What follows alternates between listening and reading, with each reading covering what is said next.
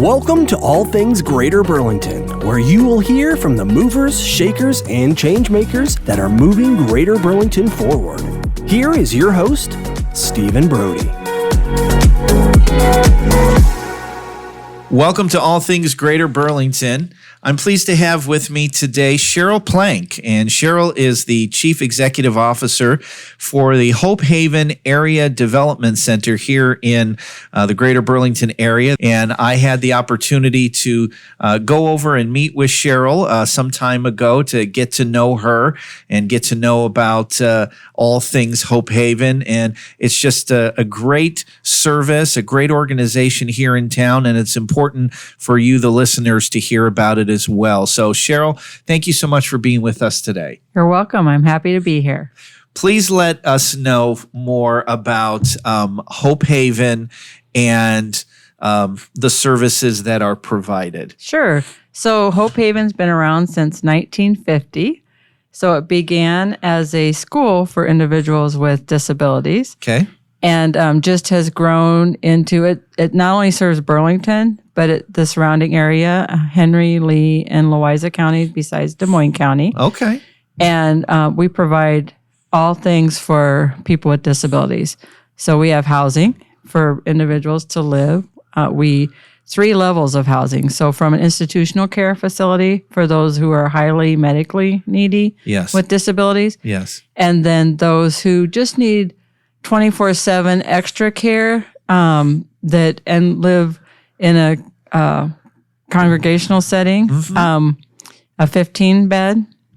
We actually have two of those, one that's strictly for intellectual disabilities and then one that's for mental health issues and could have an ID as well or a substance abuse issue that lives in that home. And then we have 22 homes around the 4-county area for individuals who just need extra help, some skill building, but just can't live by themselves. So there's 24/7 care in those homes. So that's our housing. And then we have, and Hope Haven owns all of those homes.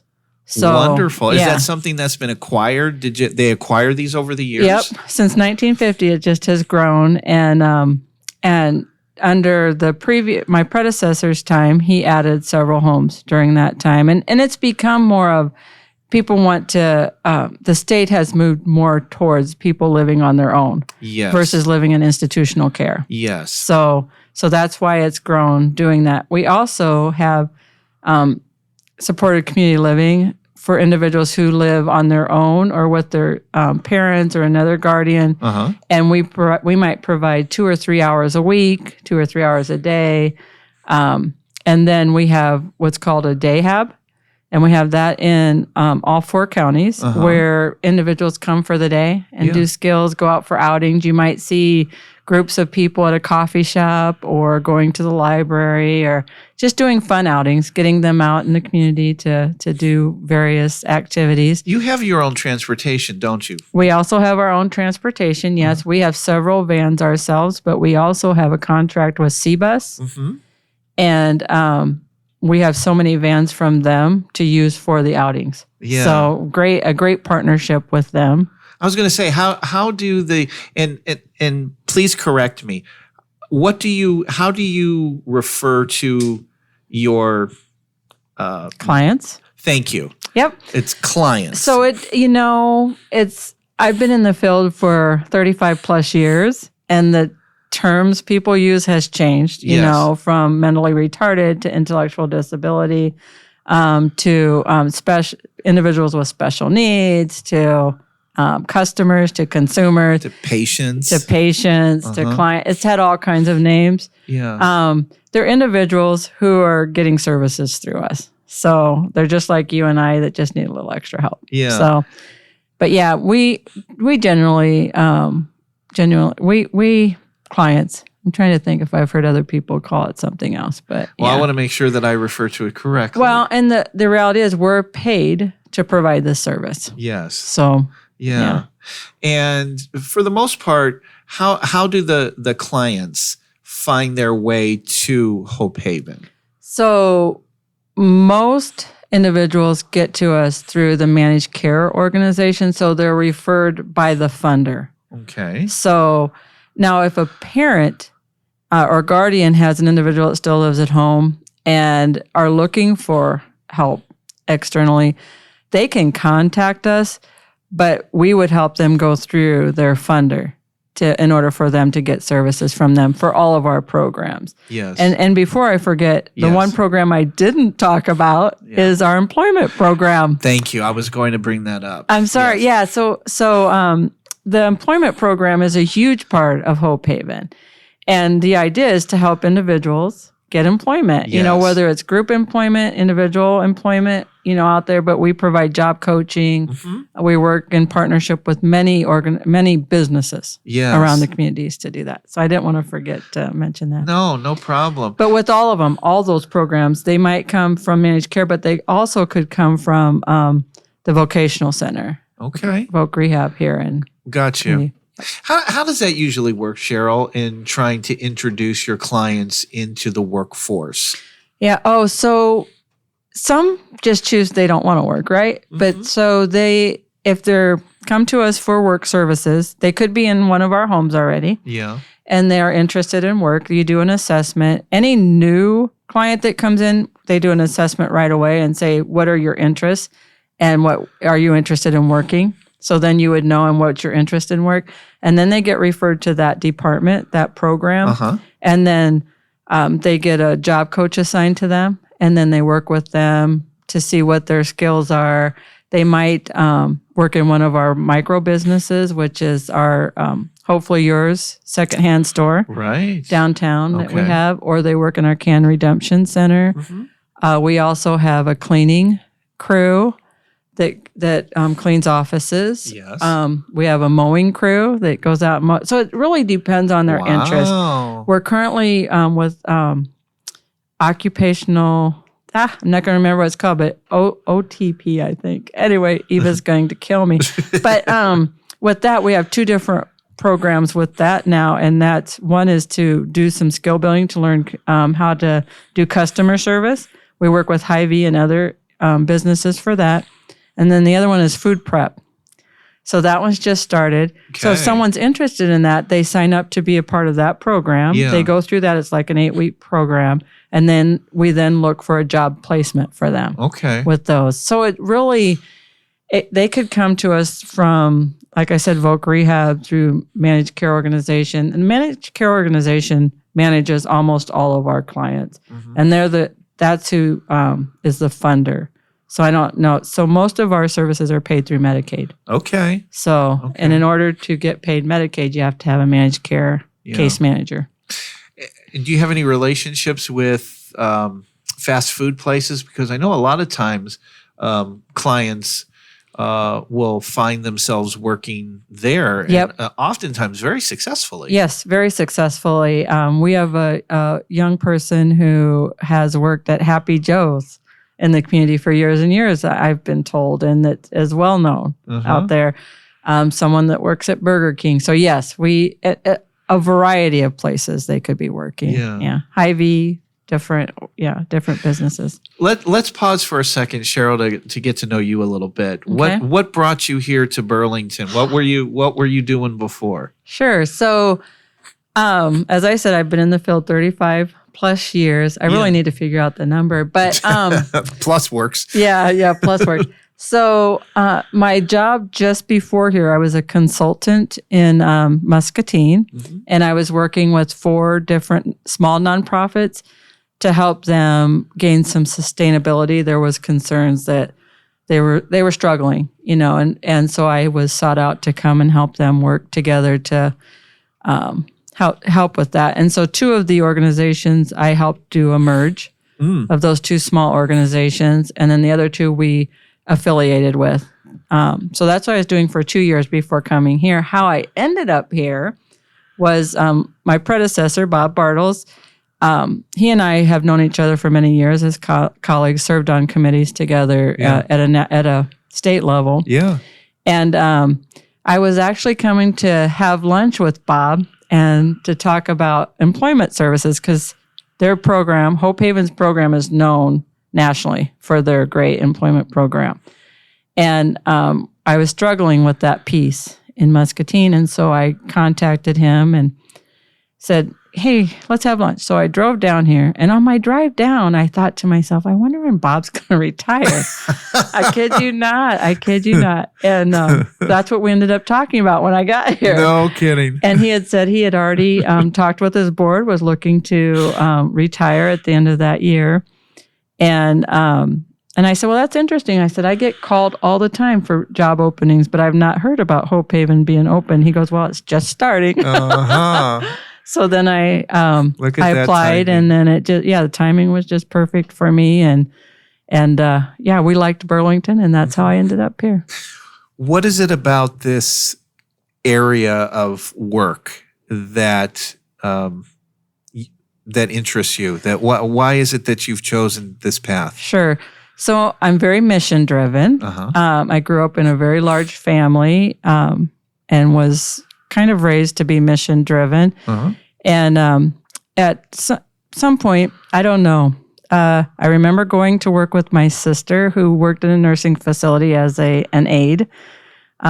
They called them candy stripers back then. Oh, okay. And I've heard that term. And she kind of talked to me about the kind of individuals that lived there and what that was going to be like. And I loved it. Loved going and playing games with individuals there. I think that was probably my first passion. And then I started taking classes, learning more about it, and eventually developed my own mission statement to serve, support, and sustain peace and understanding through compassionate action. And so every job I've taken has to fit my own personal mission. Wow. And so it's always been about my own mission, working with individuals, trying to help, where I can to help people be successful and to advocate for people, because too many people kind of just get left out there. So. And no one in your family then had challenges? So no, I had a sibling with some challenges, and then my youngest son has some learning disabilities. I see. And he's an adult that fully functional. So it's like, that wasn't really the... Because sometimes, that is a reason for folks to do that. I've just seen my work more as a calling. I've had great mentors who have helped me with that. So Yeah.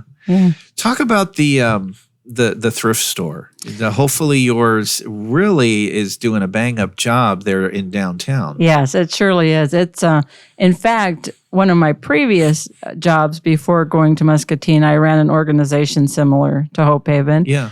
And they had a thrift store as well. And I remember coming over to Burlington to check out Hopefully Yours, because we were looking for some new ideas and how to do it. So it's doing very well. It people make the donations, and the media, the social media has really helped boom it as well. But you go down there at 10 o'clock in the morning, and there's a line out the door waiting to get in for the store to open. And I just find that very fascinating. Yeah. So the community is very supportive. It seems, of Hope Haven and of Hopefully Yours. Yeah. And they just get a variety of stuff donated. We'll pick stuff up for people within a certain... You will, okay. mile. Yeah, we'll go pick it up. Free, or is there a charge for that?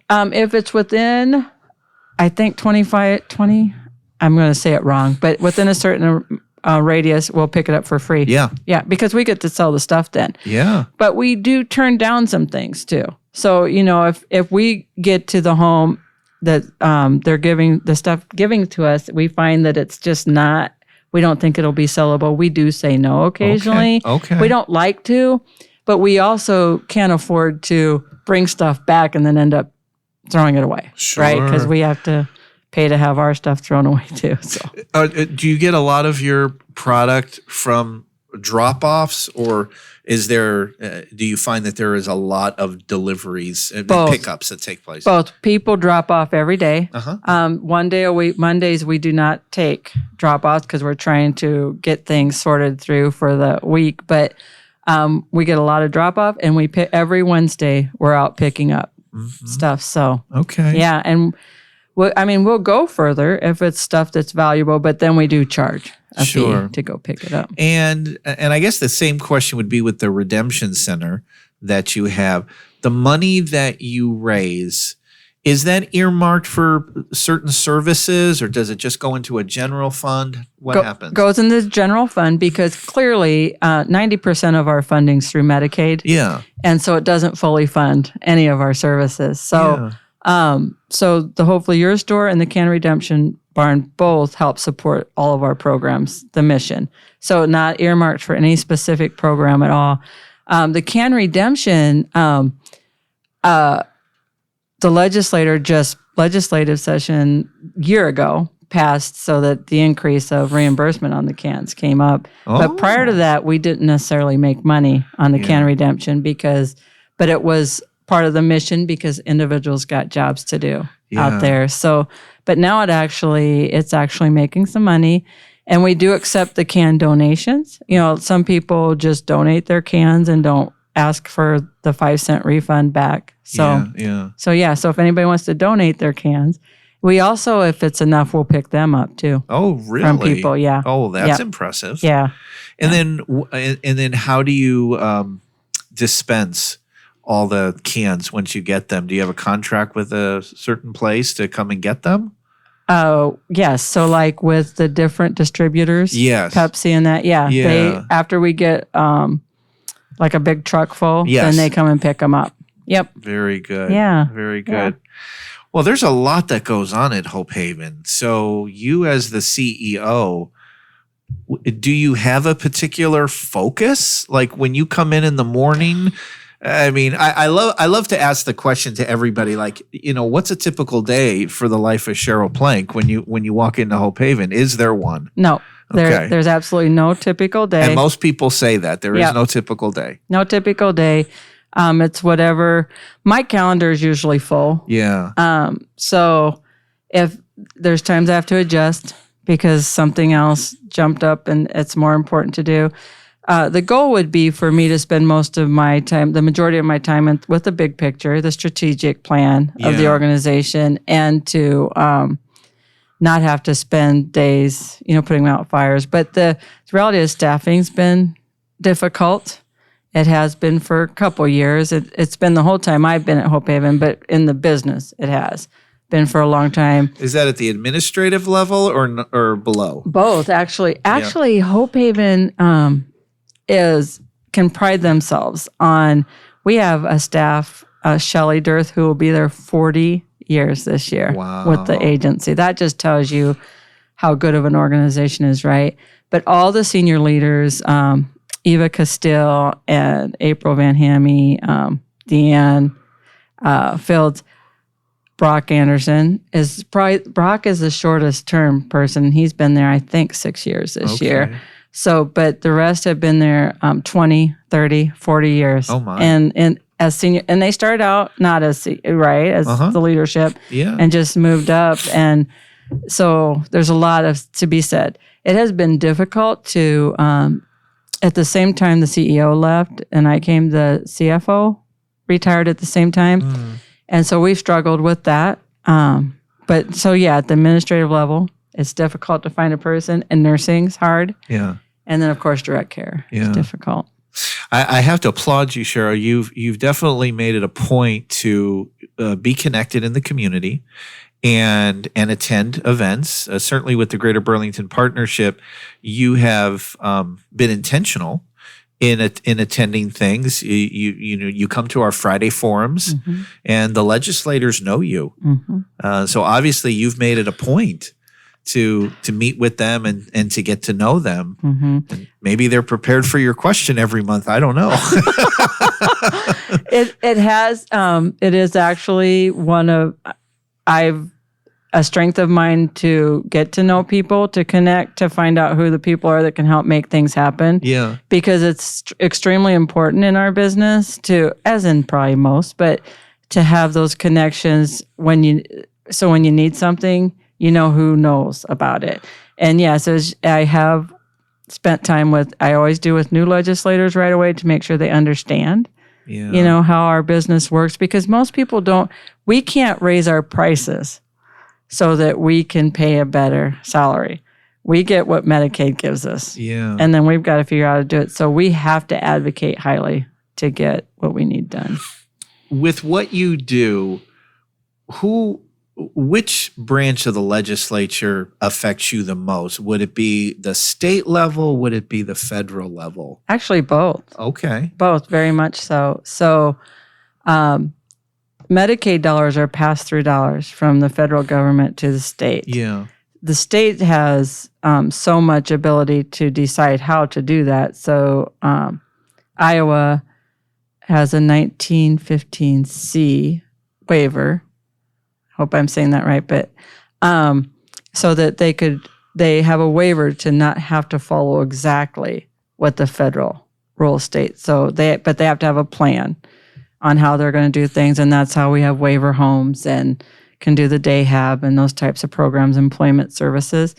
So the funding comes through there, and there's a match of dollars from the federal government to the state. So much is state dollars and so much is federal dollars. Yeah. So it's important to know your legislators at both levels. So I do that as well, to spend some time in DC and get to know the Iowa. I know that, Iowa obviously is in a good position financially as compared to other states. There is a budget surplus. But having said that, are there concerns that you have regarding funding for your needs, or are things good and you just want to say keep it up? Yeah. Boy, that's hard. So if we don't get rates increased, then it's hard for us to give raises, right? And everybody wants to give raises to their employees. So it's always a need. We were very pleased that Representative Rinker put in a bill this year to have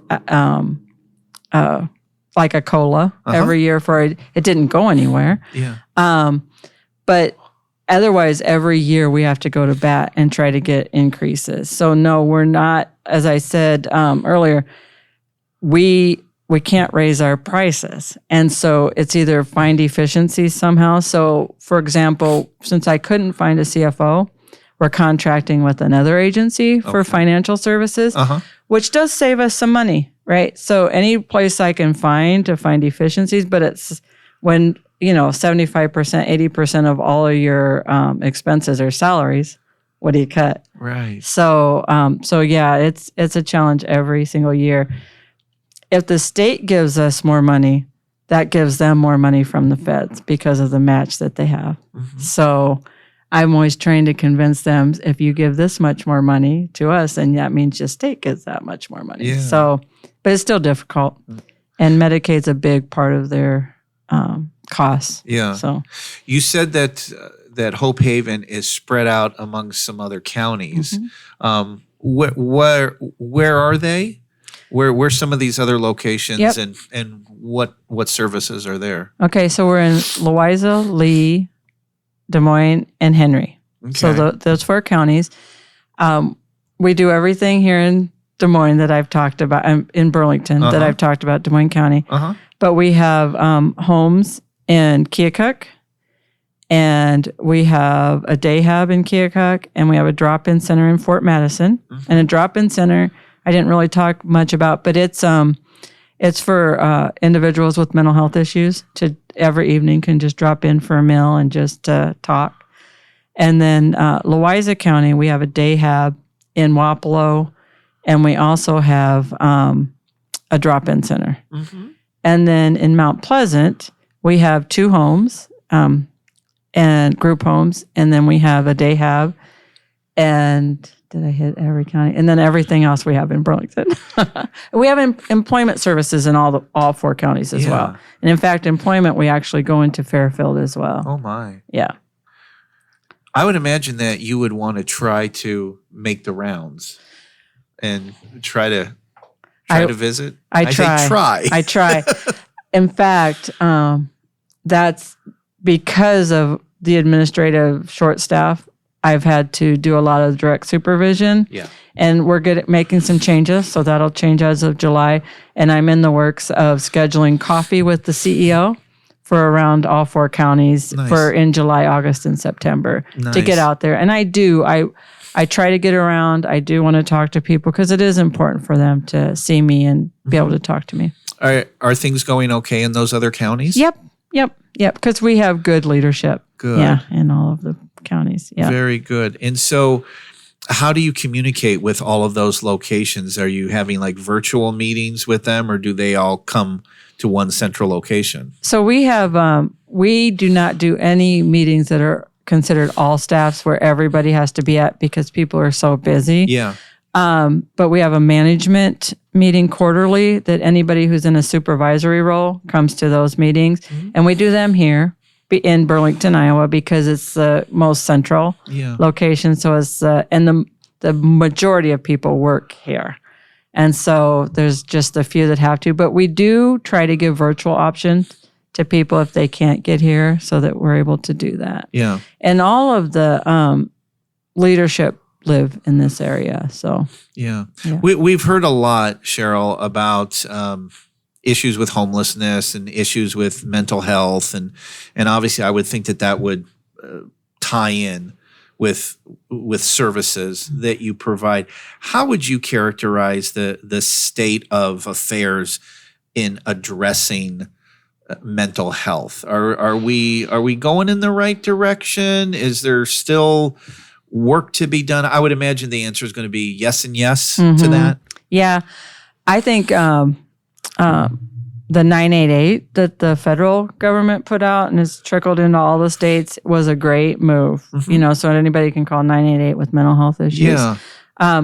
Homelessness. I actually worked in a homeless shelter for several years, and I was the first social worker that worked with families in Muscatine with homelessness many years ago. Okay. So,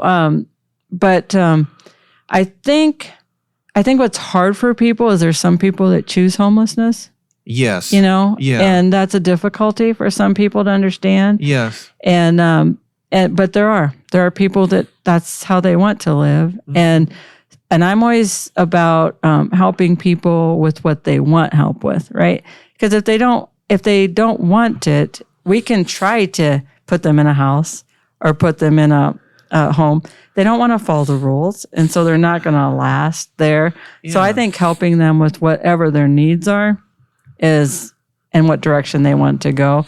Oftentimes, homelessness, from my understanding and from my learning teachings, is that usually there's a mental health issue involved with homelessness, most generally. Yeah. So I think we're in the right direction, but I think there's a lot to do. And I think looking what other states are doing as well, like the tiny homes in different communities around you're hearing the country. A lot about those. Yeah. I have not heard a lot of data on how that's worked out because they're fairly new yet. Right. But I think those are options. Burlington has some homelessness from what I can see, but it's not as bad as other communities I've worked in that I've seen. So. And in terms of the other communities that you've been involved with, how's Burlington doing in terms of, the area that you are involved in? Mm-hmm. You can tell in Burlington people care, and want to help and don't want to brush it under the rug. But that also, I would say that's true in most areas that I've lived in. Yeah. But also, that's where I put myself. Right? So you're putting yourself in the area of where people do care. Yeah. So that's what I see. So, but I've not heard a lot of people negatively about that. So Yeah. I think overall Burlington's doing well. Well, and I have to say Hope Haven has a wonderful reputation. The name, be it from your predecessors and obviously with you in the role now, you've got a good reputation here in the community. So, job well done. Yeah, well, thank you. And I would say one of the things I've pointed out to my board is that clearly Hope Haven's doing as well as it does and has the great reputation that it has because of the leadership there. Not the top person, but that group of senior leaders who have been around for a long time. Yes. And people have great respect for them. Yes. And not that I'm not needed. I want to be needed, but they really do. They do a great job. And from the day I started working here, even prior to that, I always heard good things of Hope Haven. And I have not met a person yet in the community that had no idea anything about Hope Haven. that knew nothing. They either know about the Can Barn or Hopefully Yours or their group homes or something, but everybody knows about Hope Haven. In the remaining time we have left, Cheryl, are there any needs that you have right now that, the community needs to know about, to bring to their attention, to bring to our attention? Mm-hmm. Well, definitely the workforce. Like if anybody's interested in mission work and working with individuals with disabilities, we have some openings, right? I mean, that's pretty typical. Yeah. And financial, we can always take donations to help with the mission. As I said earlier, Medicaid doesn't cover the cost to provide the service. Yeah. But specifically, Hopefully Yours, you can give your donations because that always supports us. But and if you're interested, if you have a business and you're interested in having individuals with disabilities work with you, please reach out because more than happy to try to make a placement in that area as well. Excellent. And the best way to reach Hope Haven is how? Is it like website? Go to the website. That would be probably the best way to reach out to us. You can go to hopehavencorp.com. Well, Cheryl, thank you for coming and talking about all things Hope Haven. We really appreciate it, and welcome to the area, and we're glad to have you in the position, and just keep up the great work. All right. Thanks for having me.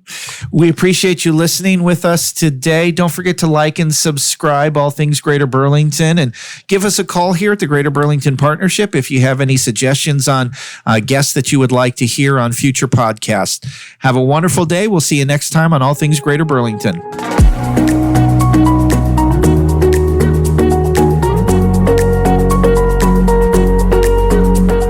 You have been listening to All Things Greater Burlington with Stephen Brody. Be sure to hit the subscribe button to catch all new episodes. To learn more about all things Greater Burlington, visit greaterburlington.com/ATGB.